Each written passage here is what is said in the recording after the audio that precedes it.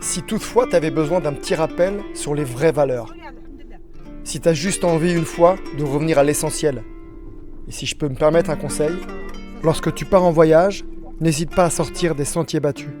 C'est comme ça que j'ai rencontré Kayla. C'est une femme incroyable que j'ai eu la chance de rencontrer dans cette série. Elle m'a emmené visiter un village de sinistrés du tremblement de terre de 2023. Alors Brahim, c'est le seul épicier qui est dans chaque douar, tu as un épicier, Ouais. qui grâce à l'épicier qui a un rôle vraiment fondamental, fait crédit à toutes les veuves et aux gens pauvres. Et au Ramadan, à la fin du Ramadan, pour l'Aïd, tu as des donateurs, on appelle ça des muhsinines, des bienfaiteurs de l'islam, qui viennent dire combien il y a de crédit. Ils payent le crédit. Oh putain. Ça va, regarde. Tu me fais des frissons. Oui, c'est quoi, C'est magnifique, c'est vraiment magnifique.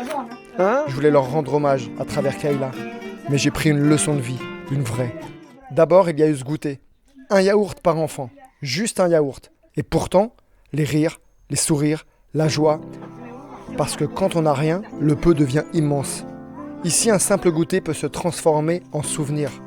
Chez nous, on empile les cadeaux, on jette les restes et on s'étonne de ne plus rien ressentir. Avec presque rien, ils m'ont rappelé l'essentiel.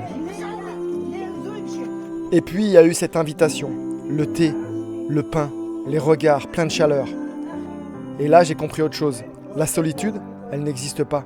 Le mot orphelin, il n'existe pas non plus. Parce que quand tu n'as plus tes parents, il te reste tes voisins. Tu protèges comme un frère, tu élèves comme un fils. Les familles s'élargissent, on donne beaucoup et on ne demande rien. C'est la fraternité à l'état brut. Merci à eux pour cette douce claque. Merci pour ce shoot d'humanité. Parce qu'au fond, la vraie richesse, c'est pas ce qu'on possède, c'est ce qu'on partage. Combien de fois je te donne des coups?